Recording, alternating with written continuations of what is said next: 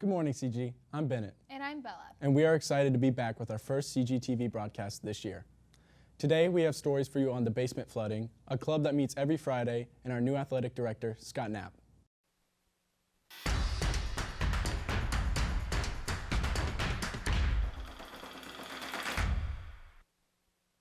Two weeks ago, several basement classrooms were flooded as our area saw 1.6 inches of rain in just 40 minutes.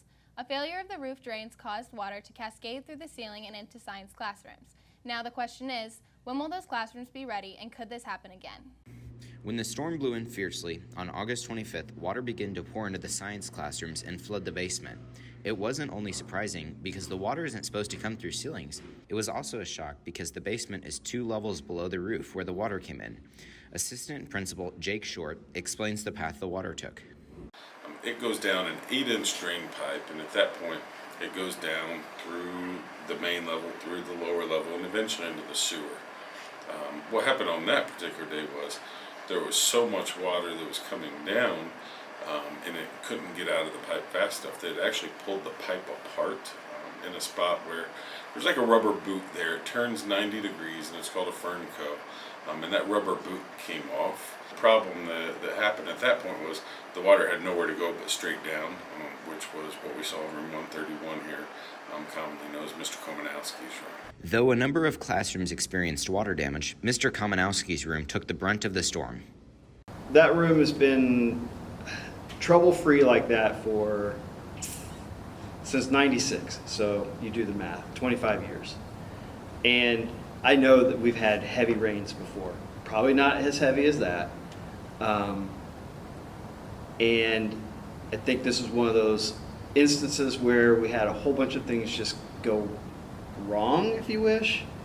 Water couldn't get out fast enough, backed up. And the one thing that was not done when they did the construction 25 years ago was a hanger to keep the pipe from detaching. The support on that pipe was not present, which caused it to come down. Had the support been there, we would have never experienced this. So now, at this point, it's been fixed. It was fixed probably 5 minutes after the water stopped coming in, and don't expect it to happen again. However, it takes some time to clean up after a situation like that. Students in most science classrooms returned to their room last week, and Short said he hopes to have students back into Mr. K's classroom in the next week or so. He also added that the flood has not delayed the construction in the early college area. Thanks, Matt. While science teachers are waiting to get back into their rooms, the Media Center, which saw minimal water damage, is back open. Gamers Guild, a club that sees around 50 students participate each week, meets every Friday after school in the Media Center. Nolan Canfield and Matt Kish bring us more on one of the largest clubs at CG. One of the clubs that has already kicked off this fall is Gamers Guild. Their kickoff open house boasted record attendance and introduced students to the new sponsor, Mr. Buskirk. We have an opportunity to teach people a new game. Sometimes people bring their favorite games in from the house to teach others in the group. Sometimes it's led by the officers. They also have an opportunity to experience games that are already being played, such as Magic, The Gathering, Dungeons and Dragons. There are a couple new campaigns that just started with that. You can expect pretty much anything with the name game attached to it. We have board games, we have video games, consoles, the Switch. I think we even have a Wii from way back when. We do tabletop RPGs. That's a big portion of Gamers Guild. The club also brings people together. Well, I personally am the game master of one of the Dungeons and Dragons games, and I have made some of the strongest friends I have ever had through that. And it's just like a place where we're able to conjoin and, I feel like I've been able to bond a lot more with my friends there, and it's been a good time. It's like a good place. There's like multiple types of places. There's like multiple groups. There's a lot of type of people. There's multiple types of people there. It's really...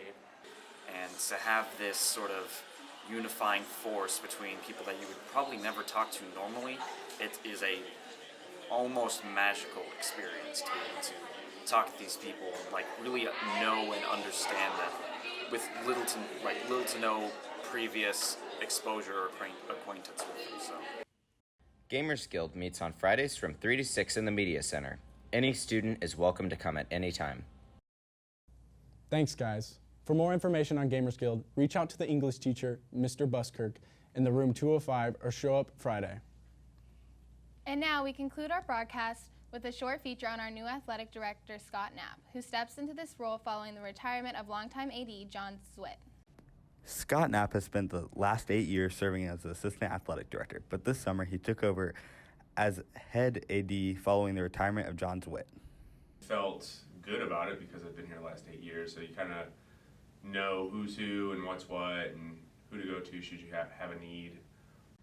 Knapp graduated from Shaw Memorial High School and started his teaching and coaching career at Southwestern Hanover. I was a 3-sport athlete in high school: football, basketball, baseball, and I know what athletics did for me as a young person, so it was something that I just always enjoyed and kind of came easy to me, so I always wanted to work in athletics.